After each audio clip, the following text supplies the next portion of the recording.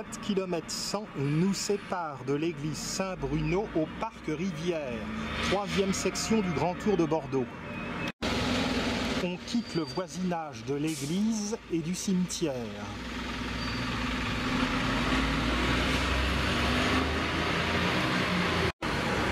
La place du 11 novembre est ornée de beaux platanes. Sur un mur de granit, les noms des victimes des deux guerres mondiales.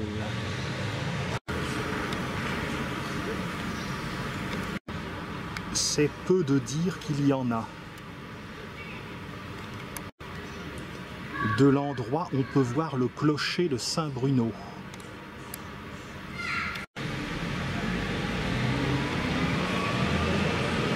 On tourne à gauche dans la rue Georges Bonnac. Ici se trouve l'ancienne porte principale du cimetière.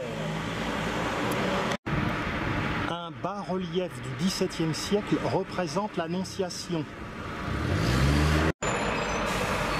Bientôt, nous allons prendre sur la droite la rue de Lacanau.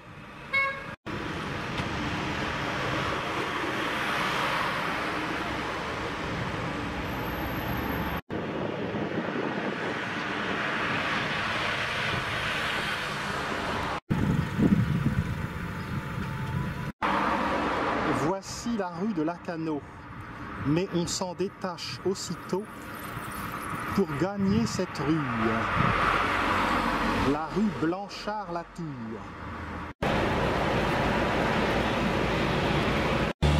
La rue de Lacanau est ici, et donc aussitôt sur la gauche, la rue Blanchard-Latour. Elles se ressemblent. Nous sommes dans un quartier d'échoppe modeste, bâti sur l'ancien domaine de Vincennes.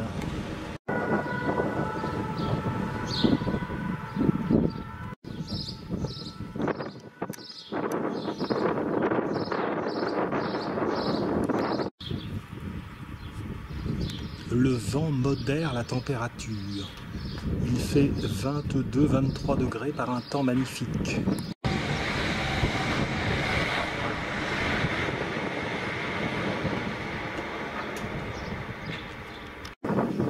Est-ce un mini Trianon ?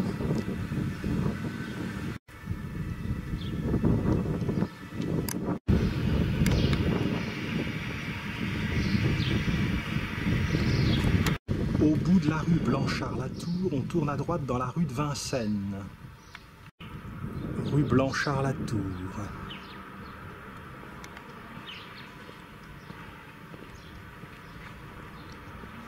Dans la rue de Vincennes, nous tournons très vite à droite dans la rue de Hourtin.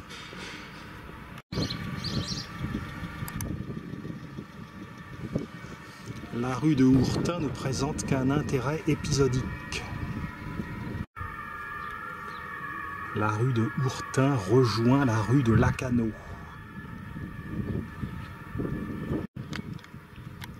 Ce garage a une devanture soignée.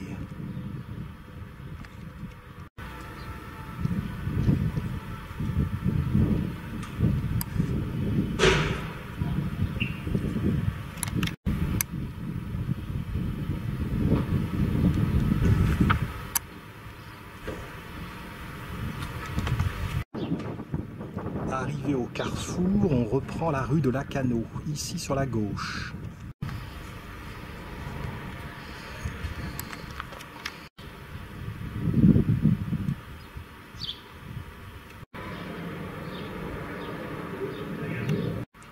Parvenu au bout de la rue de Lacanau, on tourne à gauche dans la rue de Braque. Ce quartier tranquille ne mérite qu'un intérêt rapide. Une bonne odeur de jasmin. On croise la rue de Vincennes, empruntée tout à l'heure, mais on poursuit rue de Braque. Comme c'est beau la glycine.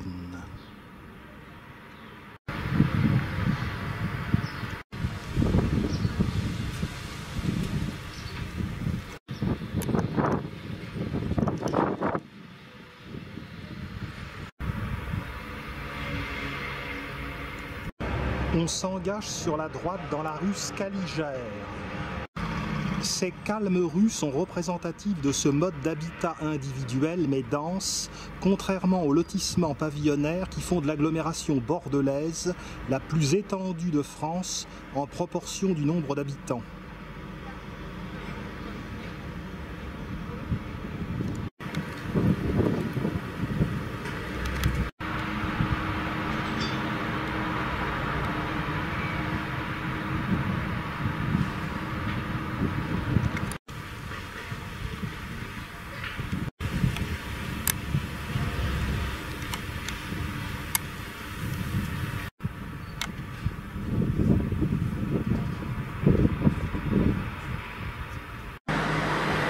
On arrive au bout de la rue Scaligère et l'on tourne à gauche dans la rue Judaïque. Une porte pour géants.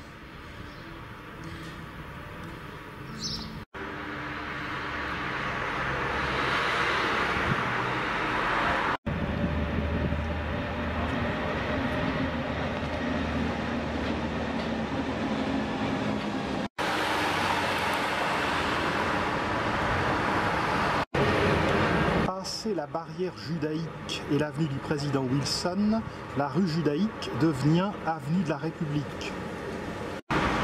Voici l'avenue du président Wilson.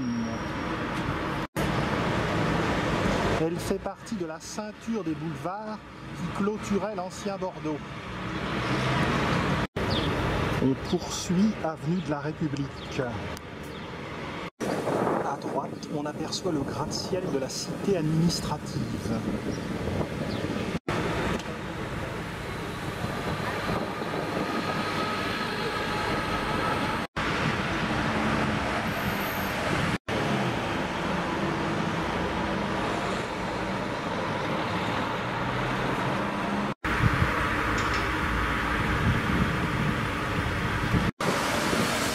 Les deux tours de la cité administrative, l'un des premiers gratte-ciel construits en France, sont reliés par une passerelle.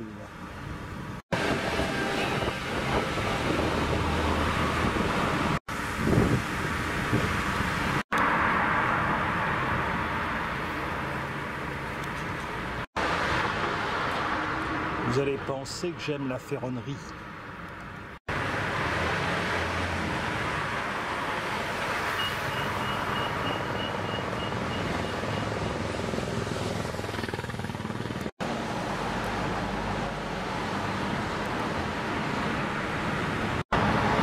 Dans la rue du Moulin Rouge flotte le souvenir de deux établissements des années 30, le Luna Park et le Dancing.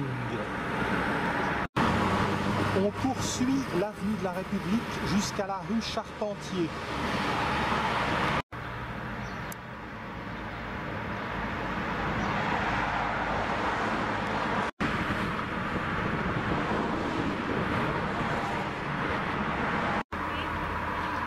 Avec le recul, nous voyons les deux tours de la cité administrative bien reliées par leur passerelle.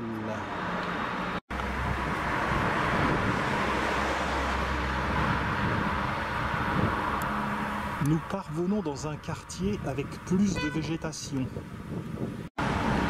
Allée des Roses.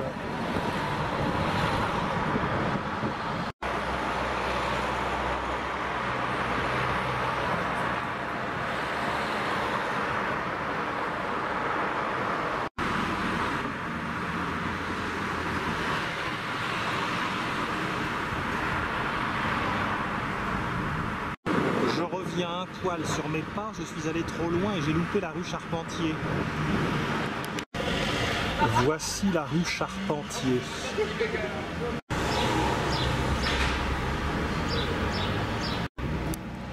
On la suit jusqu'au bout.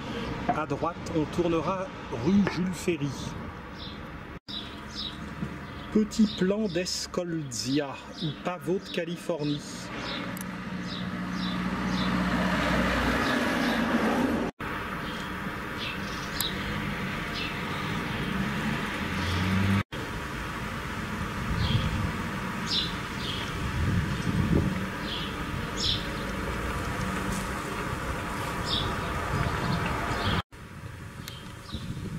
Mistigris m'accueille.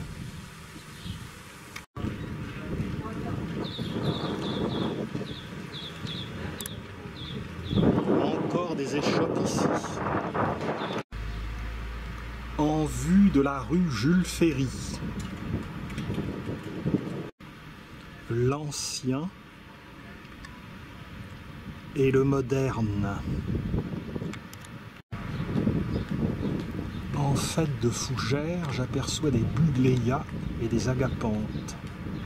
À l'extrémité de la rue Charpentier, on tourne donc à droite dans la rue Jules Ferry.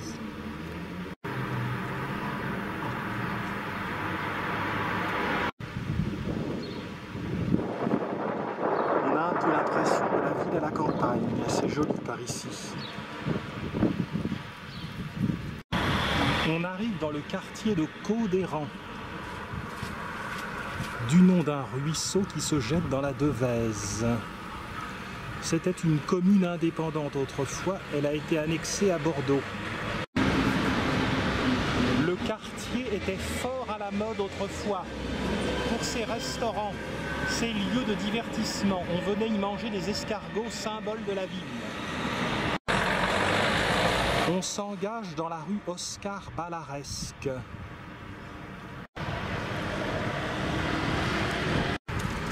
Belle maison sur la gauche.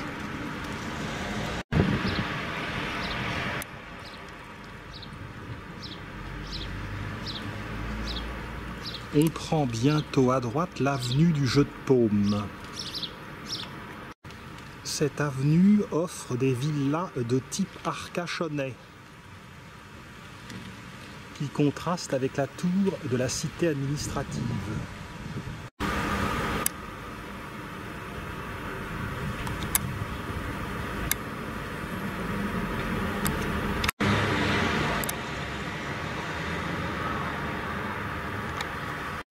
Superbe grappe de jasmin très odorante.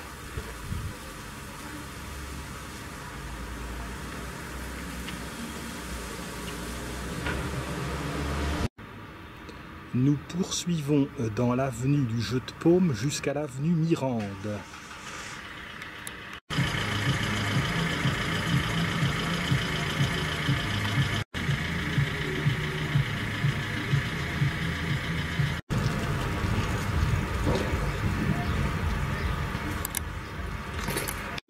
À cet endroit, un grand contraste avec la tour.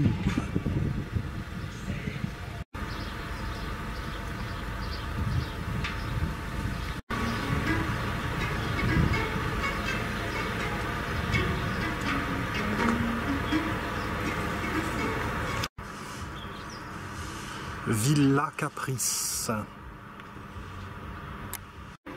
L'avenue de Mirande commence par de belles demeures.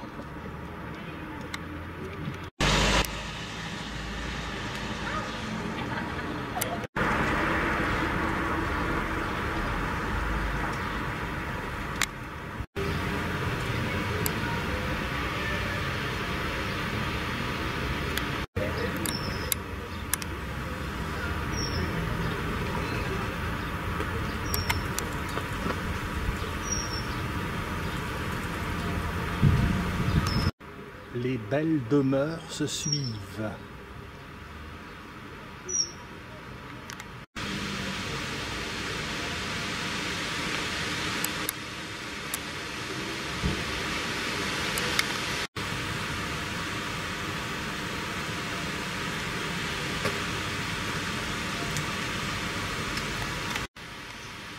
Celle-ci est très belle.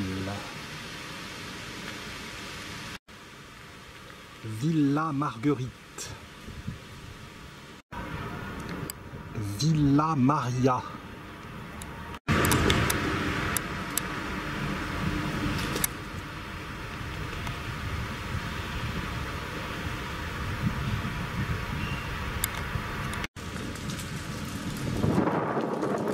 On parvient à proximité d'une ancienne chapelle.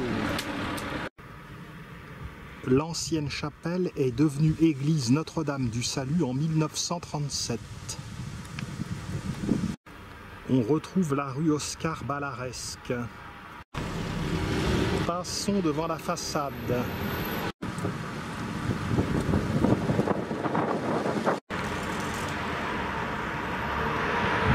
On tourne brièvement dans la rue Pasteur. On s'engage aussitôt à droite dans la rue de l'Ermitage.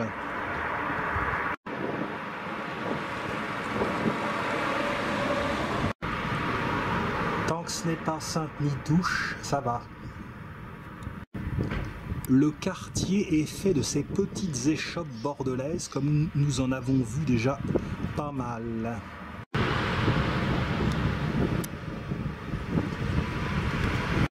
Mince, nous voilà en Louisiane.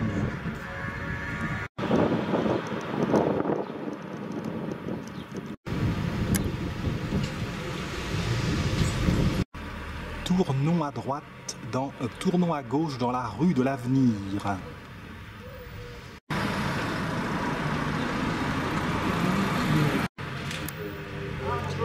La rue de l'Avenir se prolonge par l'avenue Alsace-Lorraine.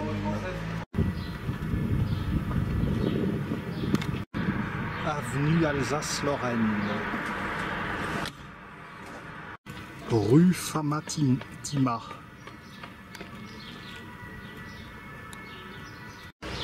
Le quartier fait l'objet de réhabilitation. L'école normale s'était installée dans ce quartier en 1884. On poursuit jusqu'à la rue Robert d'Henry. Rien à voir avec Adolphe d'Henry, qui est l'auteur des Deux orphelines. Est-ce qu'il y a une villa Spirou dans le coin ?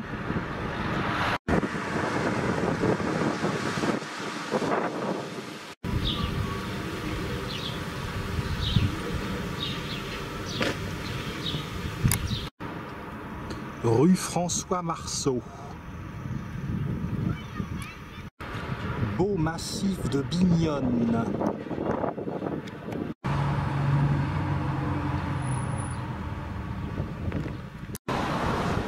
La rue Robert d'Henry. Catalpa.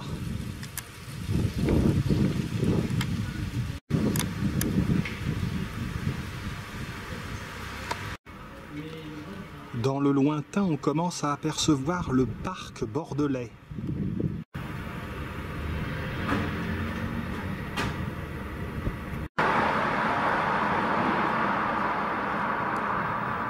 Au bout de la rue, remarquez la colonne appliquée et le départ d'un arc. En vis-à-vis des vestiges de l'ancien couvent du Sacré-Cœur. La percée de la rue a éventré le couvent des Sacré-Cœurs. Au-delà de la rue Robert d'Henry, on s'engage dans la rue du Sacré-Cœur.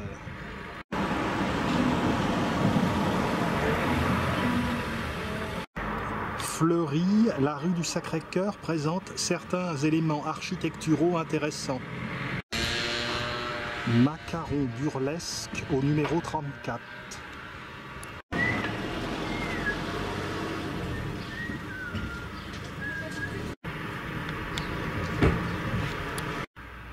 Un peu plus loin, un petit manoir néo-gothique.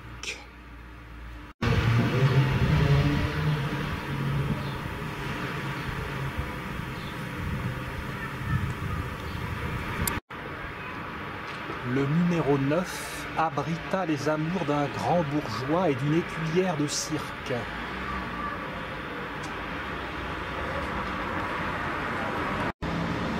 Le mascaron pourrait représenter Buffalo Bill. Au bout de la rue du Sacré-Cœur, nous parvenons avenue du Général de Gaulle.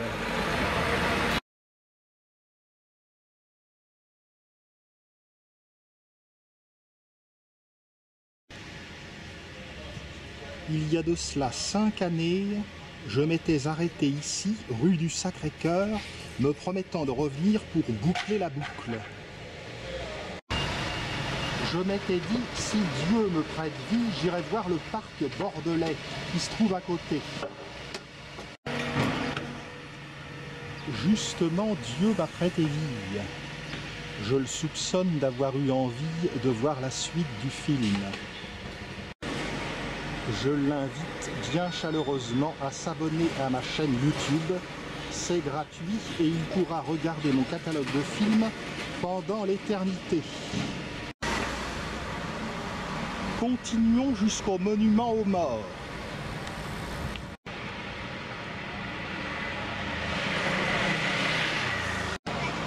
La rue du Parc est ici.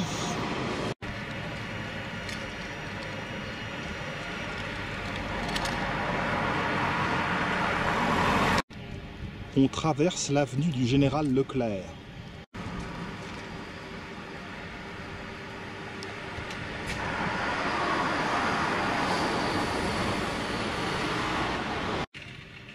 À proximité se trouve un établissement privé, un lycée privé, celui du Grand Lebrun, fondé par le père Chaminade en 1824. Il était le fondateur de l'ordre marianiste.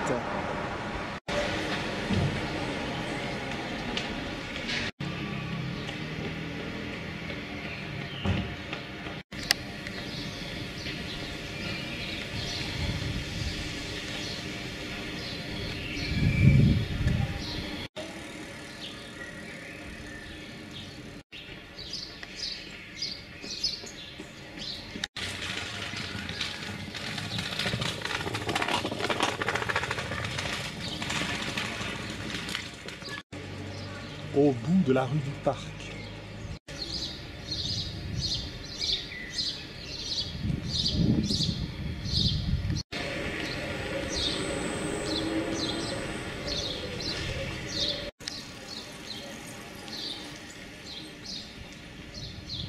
Pénétrons dans le parc bordelais.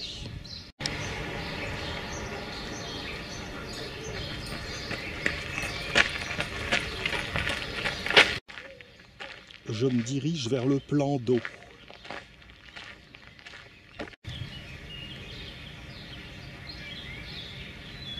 Et voici qui est comique.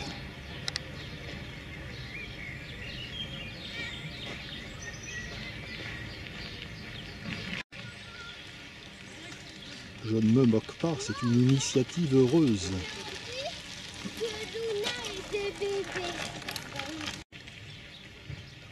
Un cèdre magnifique. Des tilleuls qui embaument en juin.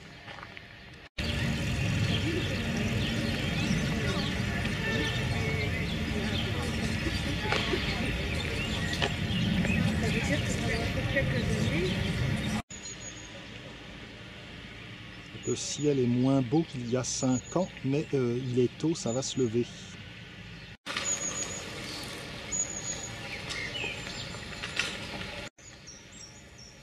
On arrive au plan d'eau.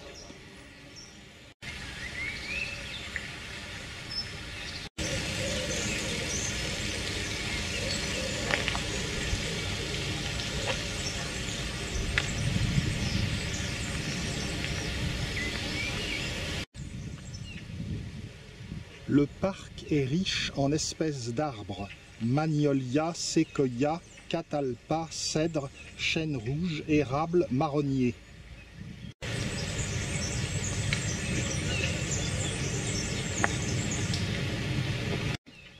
Celui-ci est un chêne pédonculé. Ici, vous reconnaissez de beaux catalpas, avec leurs gousses.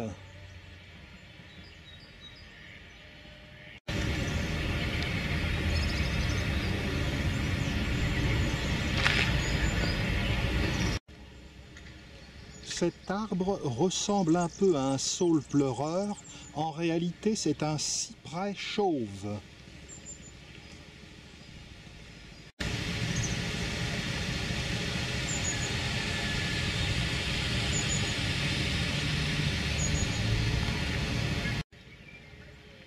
Ça va être bientôt l'heure de la baignade.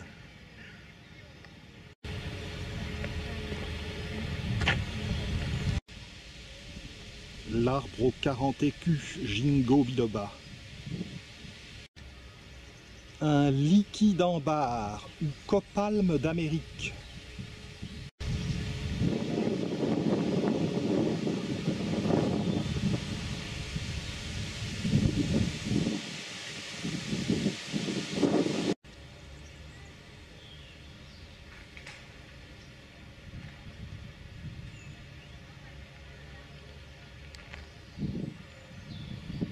Poursuivons de ce côté.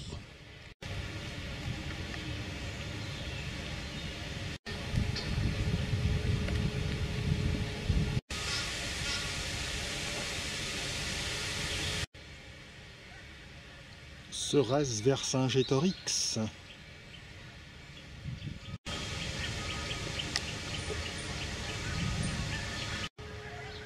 Les marronniers d'Inde sont déjà attaqués en juin par cette curieuse maladie qui les ronge.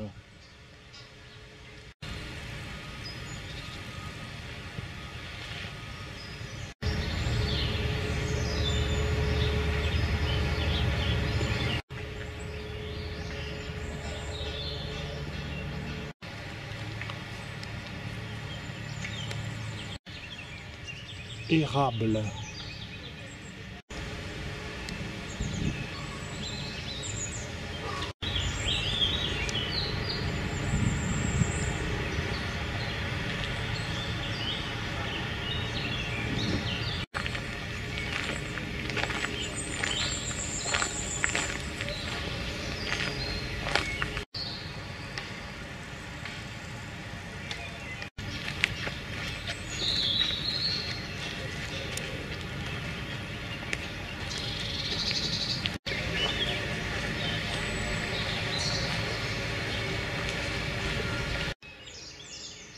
L'itinéraire indique que l'on devrait prendre cette allée non goudronnée jusqu'à la sortie du parc.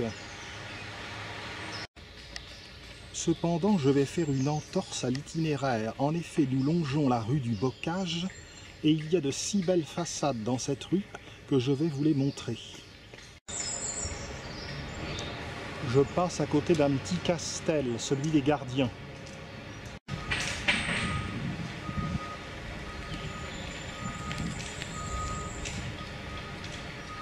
Je sors donc côté rue du Bocage. Belles acanthes.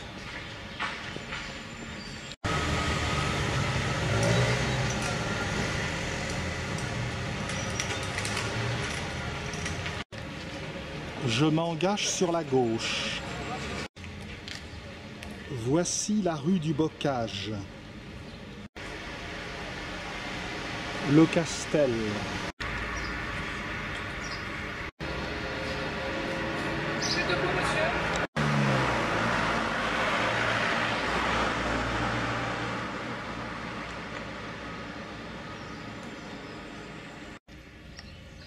Bel ensemble architectural au numéro 16.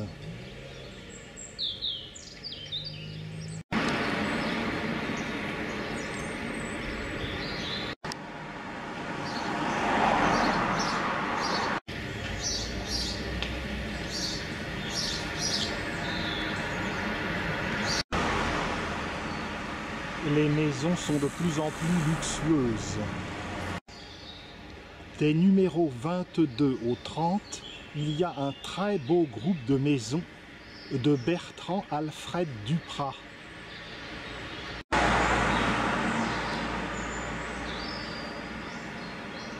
Elles ont été construites à partir de 1893.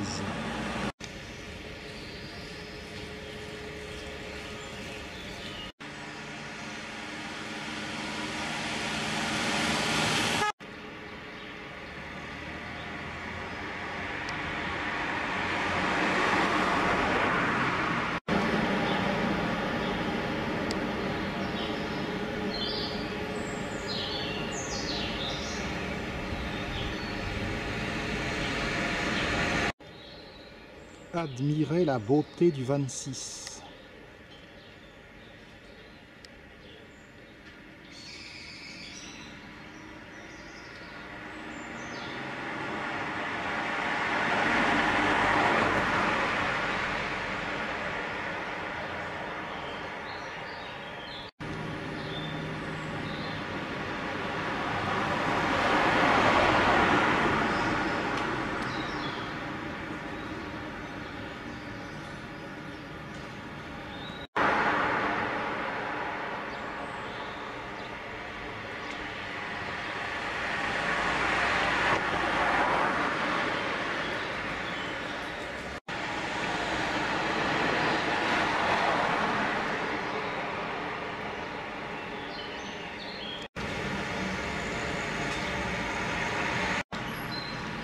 Merci Bertrand Alfred Duprat.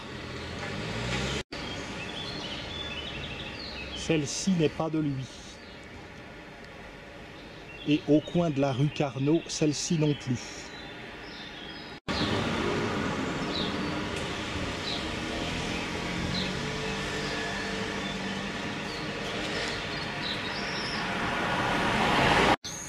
Cette belle maison, qui date de 1910, est due à l'architecte Pierre Ferré.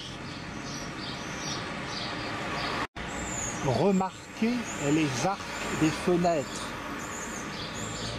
la brique ocre. Remarquez la loggia arrondie. Et vous n'avez pas manqué d'apercevoir la terrasse couverte d'une pergola qui constitue un belvédère sur le parc.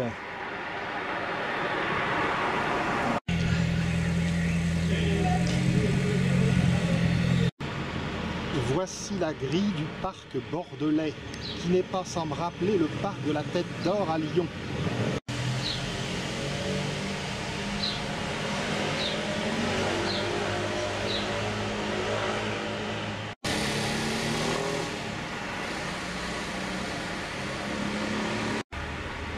En face de la grille, empruntons l'avenue Carnot.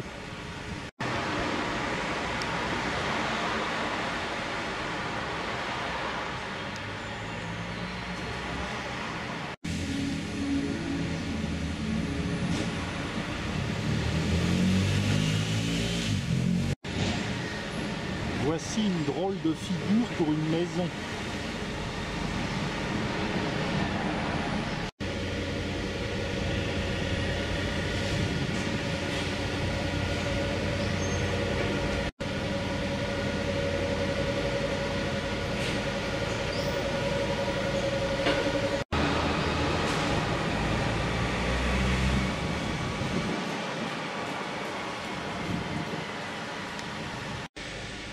Beaucoup de demeures étaient d'architecture novatrice à l'époque où elles ont été construites.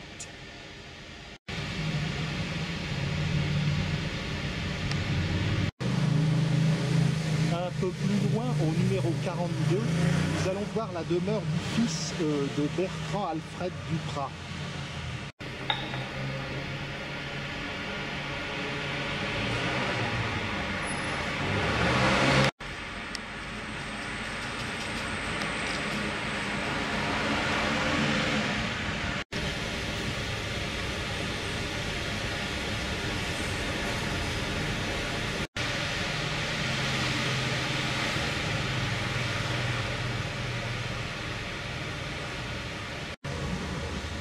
Dans ce quartier, une simple porte devient un chef-d'œuvre.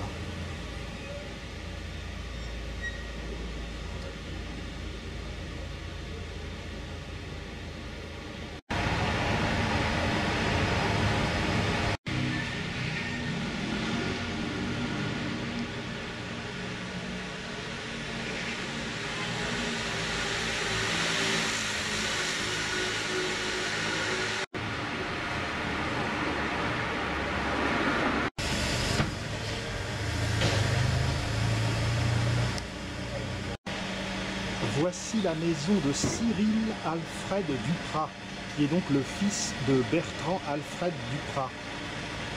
Et cette maison comporte un garage au rez-de-chaussée. Vous allez me dire, ça n'a rien de surprenant, mais à l'époque, c'était une nouveauté. La maison date de 1908.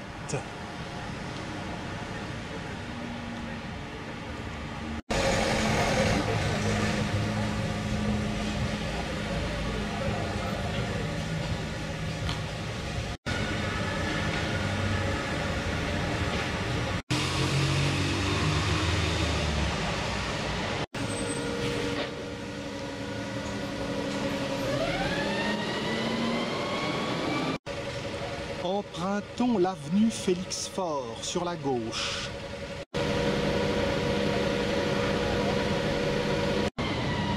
Vous le savez, Félix Faure est l'un des deux présidents de la République française originaires du Havre, avec René Coty. Je ne vais pas me répéter, j'ai déjà indiqué les circonstances presque heureuses de la mort de Félix Faure. Il faut bien mourir, mais il y a mort moins douce. Les maisons de la rue Félix Faure ne lui sont pas contemporaines. Il est décédé en 1899. Ces maisons ont plutôt été construites dans la seconde moitié des années 20.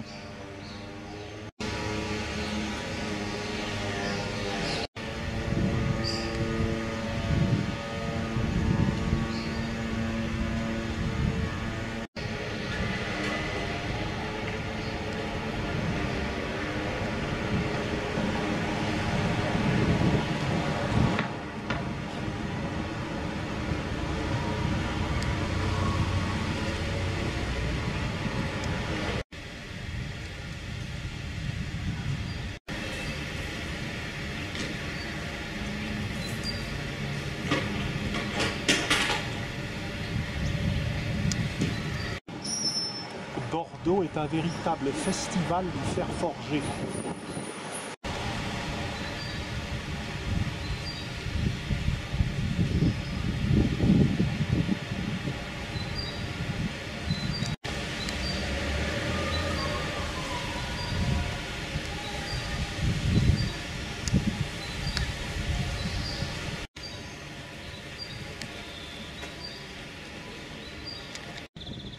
On longe l'école Saint-Joseph de Tivoli, qui remplace le collège de la Madeleine fondé par les Jésuites en 1752.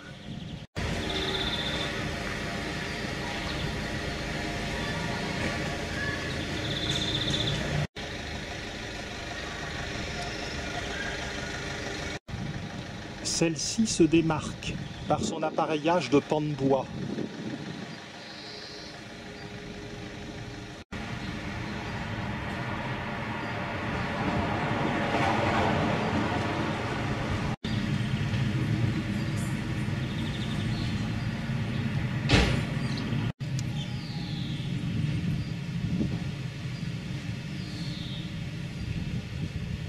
Beau laurier rose.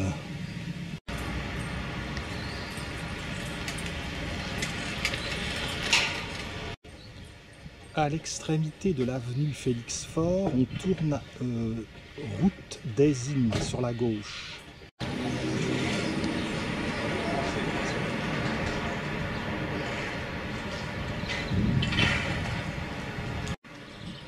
Serait-on en Hollande? Avenue Félix Faure, d'où je viens. Route d'Eysines.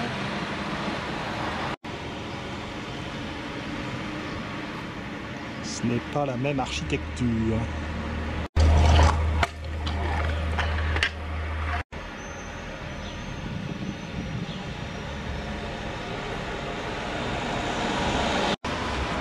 La route d'Eysines nous ramène à une extrémité du parc bordelais.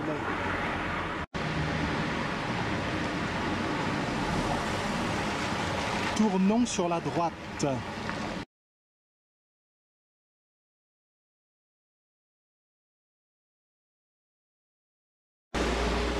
Je m'engage dans l'avenue du Général Leclerc.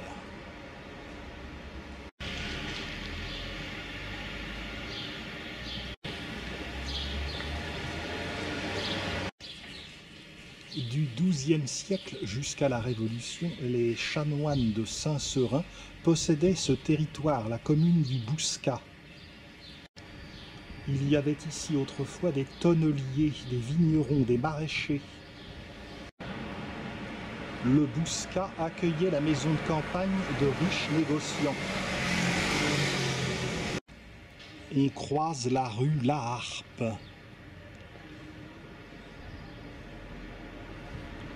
Poursuivons jusqu'à l'avenue de la Libération.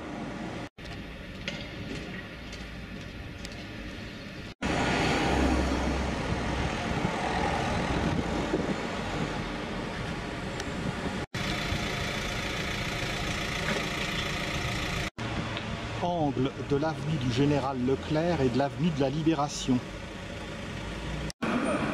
Général Leclerc et Libération, les noms se marient bien. L'itinéraire, curieusement, nous fait traverser un parking de centre commercial. Puisqu'il faut en passer par là.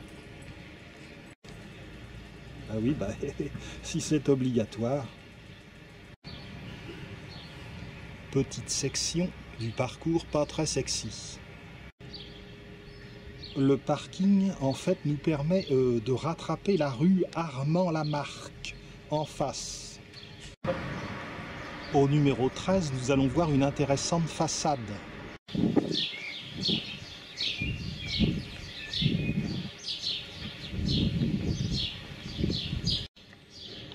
Sur la façade du numéro 13, une étonnante décoration de pignes de pin.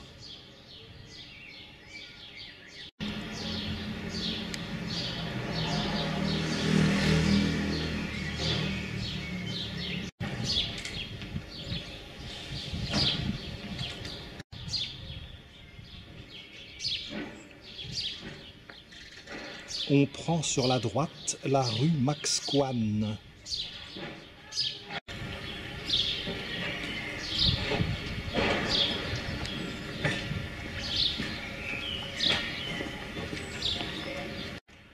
Et toujours ces petites échoppes qui sont apparemment très nombreuses à Bordeaux.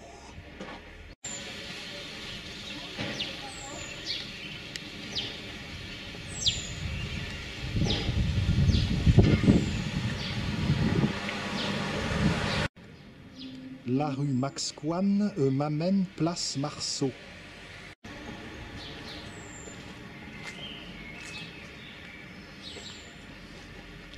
Il y a un banc sous un catalpa. Celui-ci n'est plus fleuri, mais vous remarquerez combien ces gousses sont abondantes.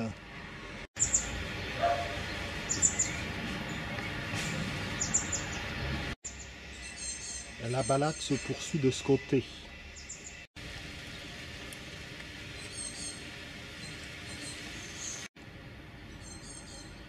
C'est donc la rue Marceau. Avec les roses trémières, on finirait par ne plus pouvoir passer. Dernier regard sur la petite place Marceau.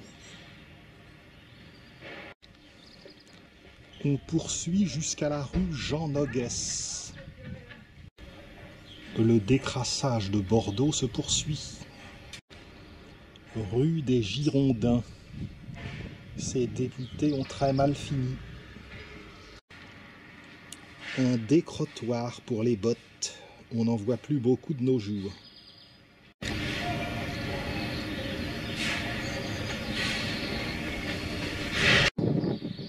Je franchis la rue Amiral Courbet. Je poursuis rue Marceau.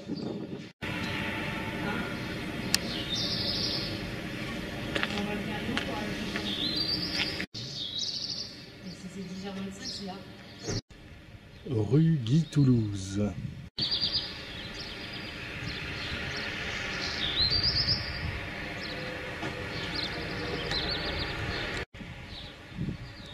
La rue Guy Noguès est la suivante.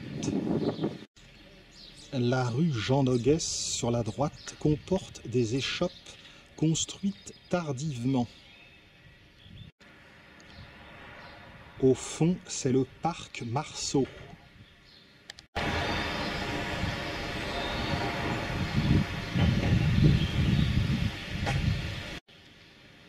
Le numéro 15 comporte un bas-relief à thème érotico-mythologique.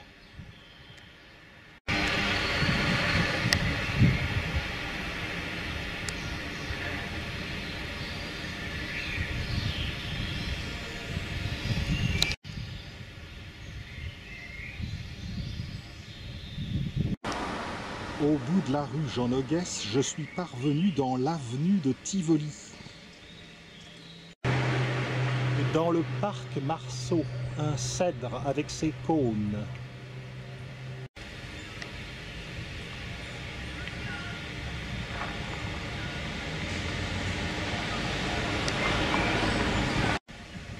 rue Jean Noguès, et donc on poursuit dans la rue de Tivoli.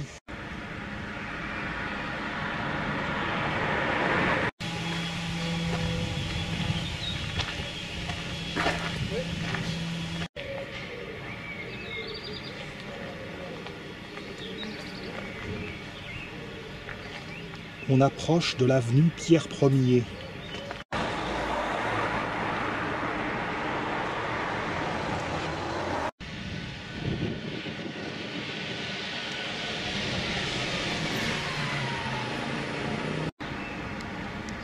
Un coup à se faire hypnotiser.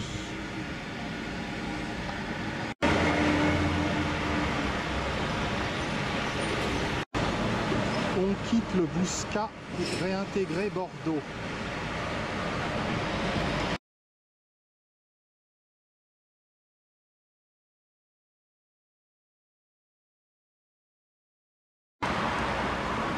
Le Bouscat est une commune de 22 000 habitants. Je franchis le boulevard Pierre Ier. La rue de Tivoli, côté le Bouscat. En fait, pour être plus précis, c'est l'avenue de Tivoli au Bouscat et c'est la rue de Tivoli à Bordeaux.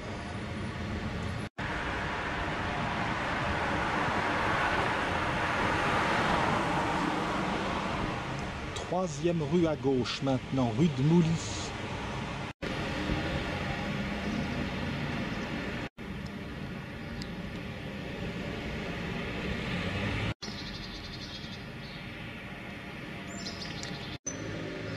Rue de Mâcon.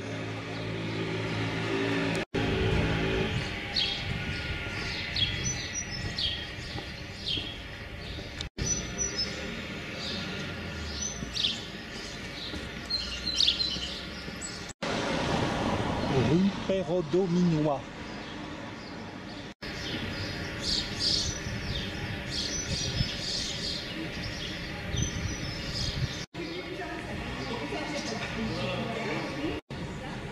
Je m'engage dans la rue de Moulis. Au fond, le parc Rivière, terme de la section 3. Au numéro 4 de la rue Moulis, belle mosaïque de 1883.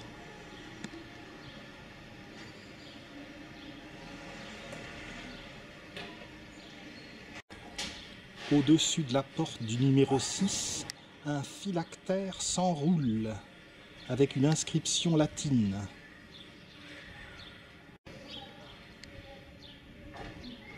On croirait du néo-renaissance.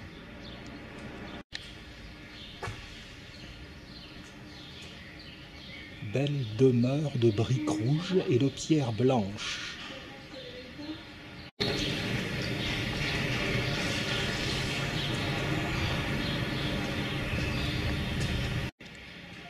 Pénétrons dans le parc Rivière. Il me faut pour cela emprunter la rue de Rivière. Plus de cantonniers.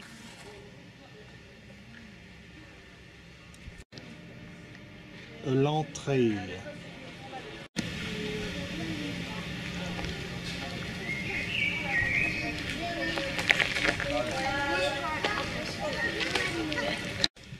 Grappe d'hydrangea. On s'oriente à gauche vers des ruines. Passage en sous-bois en plein Bordeaux.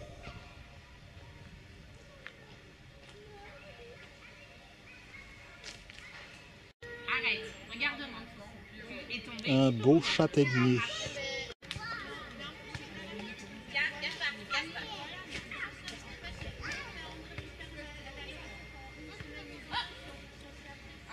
L'arbre remarquable est délimité par un périmètre de sécurité.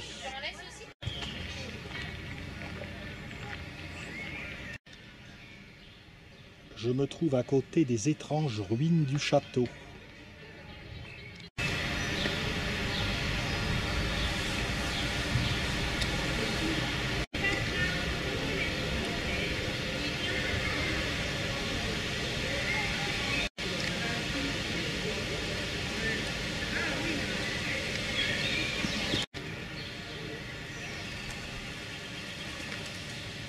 Un très gros platane.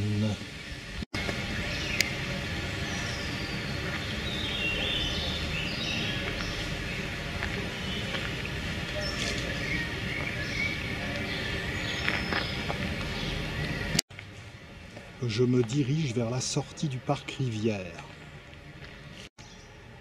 Quelques plates-bandes s'ouvrent sur la droite qu'il serait bienvenu de voir. La maison du jardinier.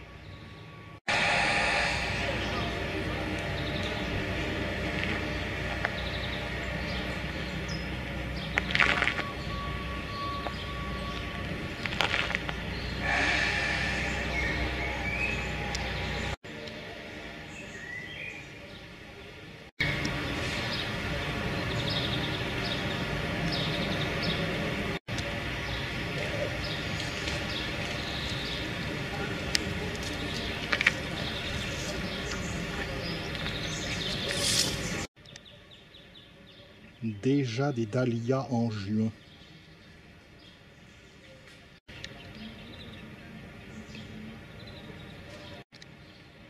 Des bananiers.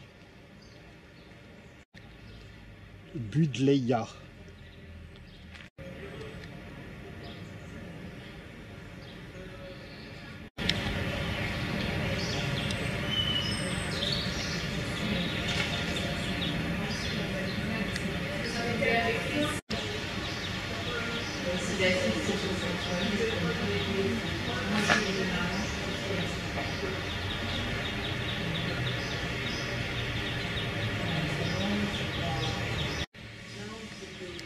Agapante.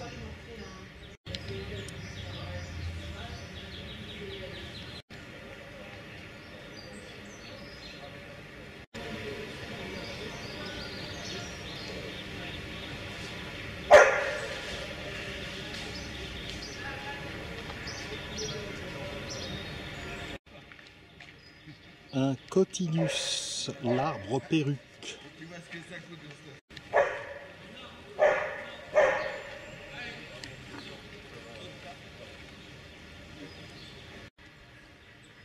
Hémérocale. Acanthe.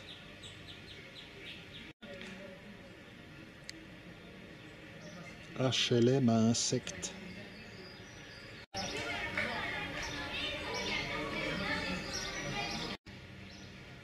La vigne. On n'est pas à Bordeaux pour rien.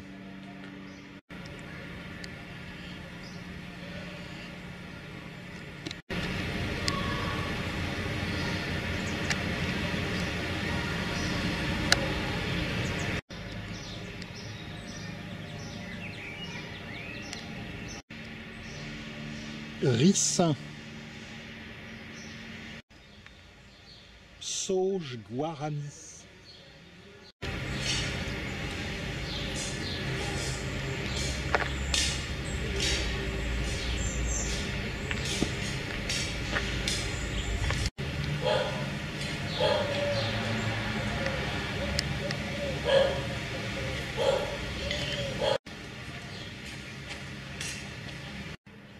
Le parc Rivière était la résidence privée du baron Alfred de Luz. C'est pour ça que tout à l'heure nous avons vu les ruines de son château. Le parc s'étend sur 4 hectares. Il a été racheté par la ville de Bordeaux en 1977.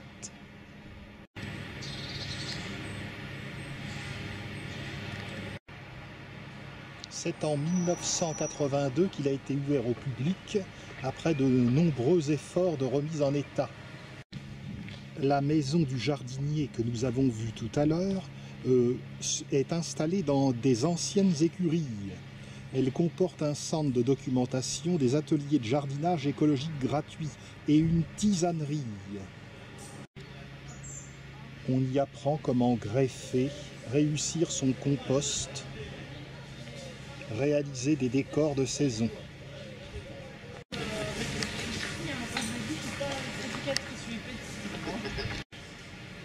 En sortant du parc Rivière, je suis parvenu rue Mandron.